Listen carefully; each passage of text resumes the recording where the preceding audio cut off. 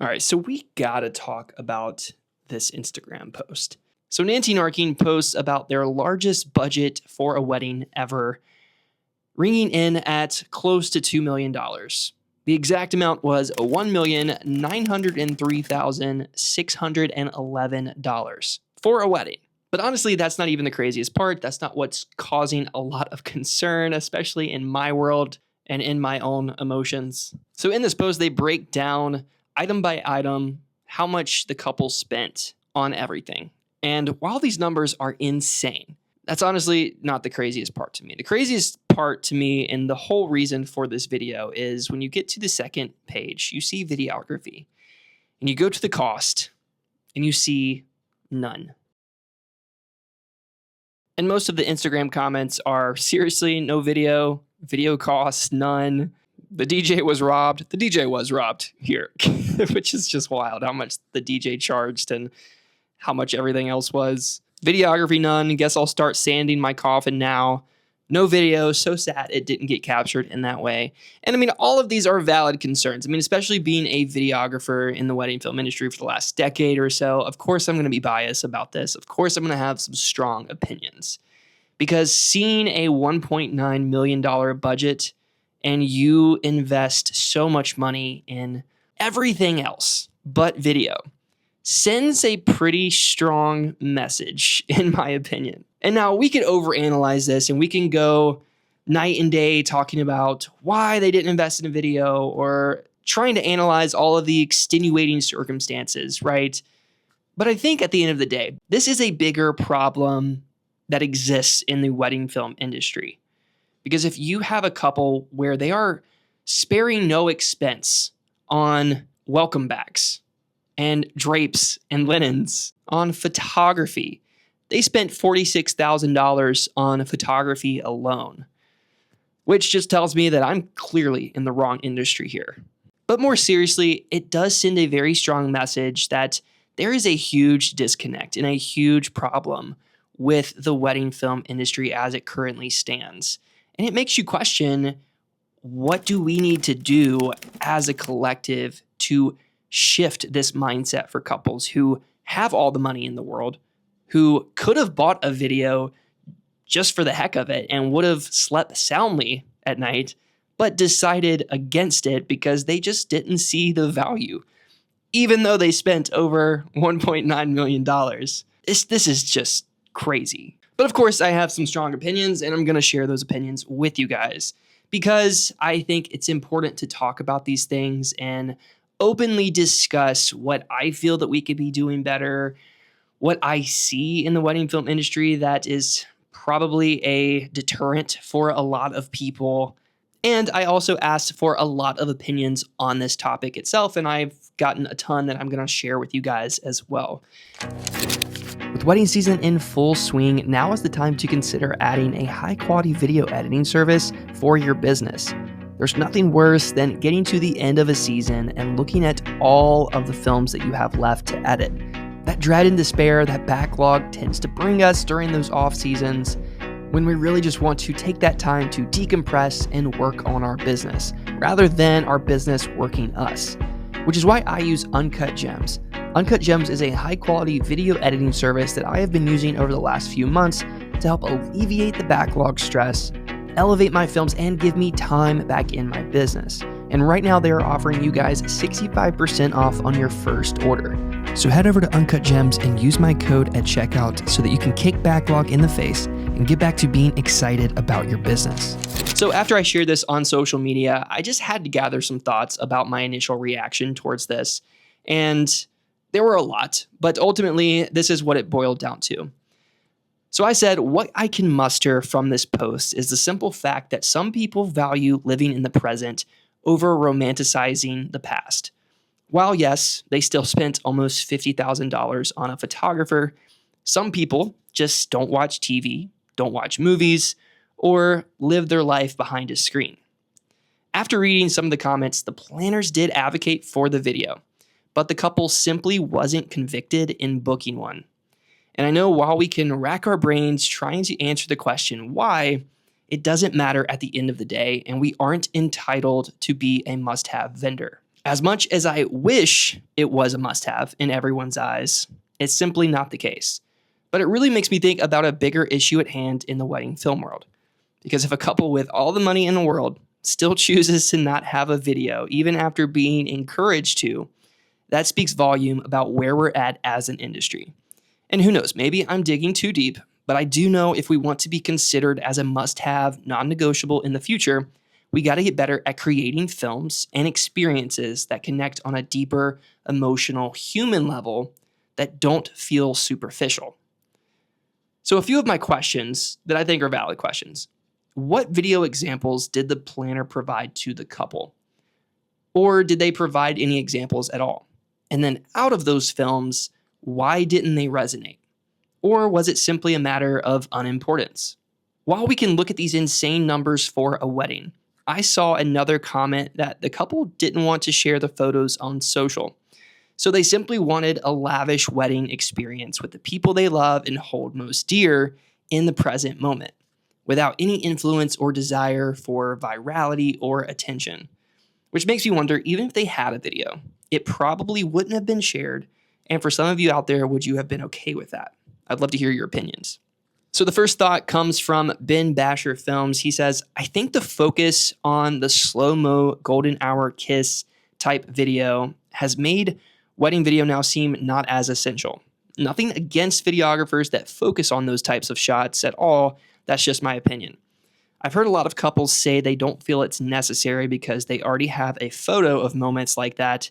And you saying we have to get better at creating films that connect on a deeper, more emotional level is what will move video into the essential category, in my opinion. And I totally agree with this sentiment. I think that, obviously no disrespect to the filmmakers that create films like that. I just think that what it does, it's creating this stereotype. It's creating this definition of what a wedding film looks and feels like in the eyes of the couple, and not necessarily in a positive way.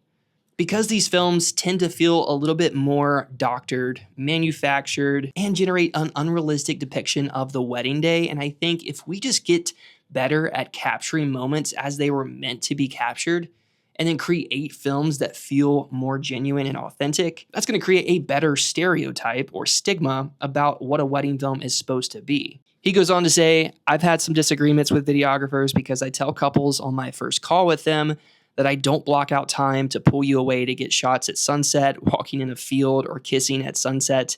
If they want this, then that is a different story, and of course I'll accommodate, but I truly don't understand why I would need shots like that. This isn't something that naturally happens on the day, so why would I get these staged clips? For my reel, for my Instagram? Again, this is 100% my opinion, but I think a focus not on these types of clips would help in what you posted about. And I agree. I mean, when I first got started, I obsessed over the portraits. I obsessed over those staged, beautiful, intimate portrait shots because at the time I felt like they were truly the only way to elevate my film's production value. But what I didn't realize was it's also creating almost a very cookie cutter, artificial feeling to my films because it's, again, depicting an unrealistic version of the wedding day. Because it's not really what's naturally unfolding. With the photographer setting them up in a pose where there's no movement, they're just holding a pose, forehead to forehead, or going in for a kiss, whatever it is. If it's not something that they're naturally doing, I feel like you're manufacturing a moment that didn't naturally occur. And that to me just is inauthentic, and we're all guilty of it. Don't get me wrong. I mean, that's something that I think we, again, need to get better at as a collective. And I'm kind of starting to stumble over my words because I'm getting really passionate about this topic, but let's move on. So Nate, my man Nate, he says, at first that budget kind of bothered me, as it did me. All the money in the world and no video, I quit my job for this. But then it got me thinking, the fact that a couple with a $50,000 budget chooses to book $4,000 to $6,000 video, which is 10% of their budget, speaks way more to me. I would rather have a couple who deeply cares about having their memories captured in an authentic way than just adding another item line to the wedding. I think as a whole, the video industry for so long has been a burden on the wedding day. Old dude who is in the way and brings all this lighting for a 3-minute music video. Things are shifting though. Videographers can be assets to the day. My last wedding, we took a bunch of Polaroids and I scanned them, sent them to the bride, and she posted them over her photographer's sneak peeks, which is amazing. That was so affirming for me. What we do, say, act, react, how we react on the wedding day matters. Every videographer is good, their work is good, but are you a good person? Are you easy to work with? Couples are beginning to book video based on not only their work, but their personalities. And that is why content you create is so important. Cut the stigma and be a person who cares about the craft and the couple. And I totally agree. I know that things are shifting, right? I mean, the wedding film industry itself is still in its infancy. It's still a little baby, right? We're still learning, we're growing, we're evolving. And so we're recognizing that couples value more personal connection. They value experience. They value reliability, transparency, honesty, someone who's just going to be a good person, someone who they can trust to care about their day just as much as they do. So it's getting to a point where it's more so not just about the work, but about everything else that I just said. So those are really good thoughts. And then Robin from Bus 20 Studios, she says, that speaks volumes about the kind of people they are. They're extremely sentimental and wanted to have a lavish private day. Of course, I'd be okay keeping their wedding private. Their money is as good as anyone else's, and they're the ideal client. They're sentimental. And I totally agree with that too. You have to understand what the couple values, what matters most to them. And just because they spend $250,000 on florals or $65,000 on tablecloths and $0 on a wedding videographer, and that's okay because it's really up to them what they spend their money on, what they value, and what's most important to them. And like I mentioned in the post, we're not entitled to being a must-have vendor for every single wedding. While we definitely have that potential to become more sought after in the industry. And we got to always remember that people come first and your people will find you. And my friend Isaac touched on this in his response. He says, at the end of the day, every couple has their specific preferences and needs. Some couples allocate more of their budget on a videographer compared to the photographer or florist. Which again, as much as I'd love for us all to be a must-have, every couple is going to have priority over one thing versus the other. And we got to get better at removing the stereotype that currently exists within the wedding film industry itself before we can get one step closer to becoming a must-have vendor. Diving into a photographer's perspective with the Jensen Collective, she says, those numbers are wild. I get not sharing the photos, kind of, but personally, why would you not want a video? To me, it's all a show. Materialistically, everything they paid for will not last beyond that day. And aside from their marriage and love, photos and video will be the only thing they have to relive it. So agreed, makes no sense to invest that much but not have someone film it. The wedding industry is a little wackadoodle right now, not even gonna sugarcoat it. And I love that terminology, wackadoodle. That's like such a fun way to describe the wedding film industry right now. And yeah, it makes no sense. It makes absolutely no sense. You're sparing no expense. And that's the one thing you leave off the table. Again, I just feel like that is sending a message. And maybe there's some intention behind it. Maybe these people are trying to send a message about video. Maybe they just got burned in the past, or maybe they're an older couple and they had a video and it didn't connect with them and they felt like it was a waste of money. I don't know all the circumstances that went into this decision, but there's a lot of things to question here. And then another photographer's perspective from my good friend Lindsay. She says, I have thoughts to offer while being a person who values video. From a photography standpoint, there are a lot of videographers who only take away time from the day to do their own thing for video, rather than using the time with the photographer to get their content. Some of this is on the client for not choosing photographers and videographers who have the same style, therefore can get all of their content together. But at the same time, I've experienced so many videographers who shoot during all the photos and then want even more time to get their own stuff as well, which is unattractive to couples who especially want to get to their party. And she totally has a valid point here, because I know that there are both sides, especially coming from a video perspective.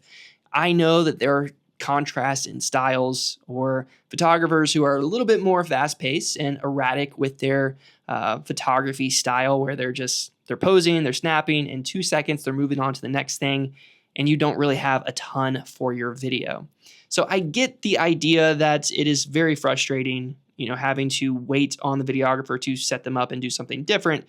That's why it is so important that when couples are hiring their creative team, that they have a team that is very focused and has a similar approach to how they document weddings, just to avoid that situation. We just have to remember we're capturing real life moments. We're not trying to manufacture something that didn't exist.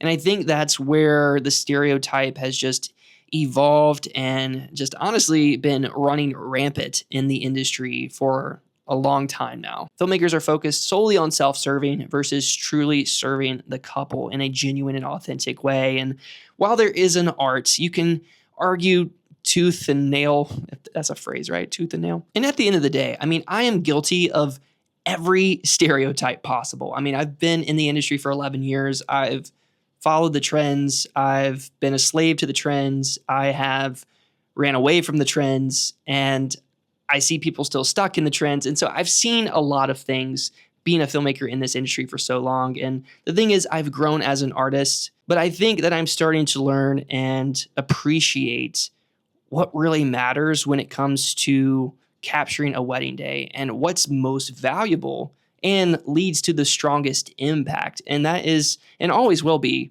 capturing authentic moments and capturing them in a way where they naturally occur. It's not manufactured. It's not doctored. It's not slowed down times infinity in every frame. It's not catered to the ones and zeros of the Instagram algorithm just for the sake of trying to go viral. It's all created from a heart and a passion of serving other people in a beautiful way. And I think this post is just a beautiful opportunity, a very powerful opportunity to learn so much from this one post. Not be angry with it, not be frustrated with it, not be emotional with it, even though I'm very emotional about it right now, but just learn from it and realize that this is such a wake-up call for us as wedding videographers to learn and grow and realize that we need to be doing a better job of not only demonstrating our value, but making our films so much better and more authentic so that the couple with a $2 million budget doesn't opt out for a video because they see it as one of the leading costs, where the video budget could be the $250,000 or even the $62,000 linen budget. That's my hope and goal for this situation and learning from this situation. And then the final thought that I'll close with is from Courtney and Max from The Smiths. They say, "This is such a deep can of worms to open up," which is so true.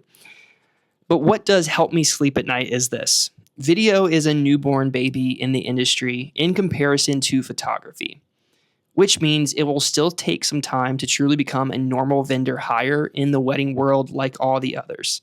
At the moment, we're one of the youngest and most niche trends in the industry. So I don't think our films aren't good enough. I just think word needs to continue to consistently spread about how valuable and impactful it can be to hire the right videographers out there. Our time is coming. It's just not right now. And they're so right with this. I feel like the industry itself is still in its infancy, and there's still so much that we have to learn. There's so much that we can do to continue to grow, to continue to get better, to continue to learn how to demonstrate and communicate our value so that when new couples coming into the industry, they are met with a much easier decision of saying, yes, video is our main priority, and then photography, and then a DJ, florist. The goal is to become the top priority. Do I think we'll ever get to that level? Maybe. I don't know. I do know that we have so much potential to be just as sought after as photography. We just have a long way to go before we get there. But that's my thoughts on this post about a $1.9 million wedding where the couple didn't hire a videographer. Let me know what you think of this. I'd love to hear your thoughts. Maybe I'm just digging too deep here. Maybe I'm making a bigger deal about it than it should be, because at the end of the day, the ideal still stands that every couple is going to be so different in what they value. Even if we do get to a point where we're able to demonstrate our value appropriately and effectively, I think we're still going to run into some interference from time to time. I think that's just natural. I feel like photography still probably runs into that from time to time. But yeah, this has just been my thoughts. If you guys like this style of video and want me to do more where I just analyze things in the industry that are maybe a little polarizing, maybe a little negative, but I try to offer it and spin it into a positive way, or just offer my thoughts in general, let me know in the comments below. Until next time, guys, keep creating and telling beautiful stories, and I'll see you next time. Peace.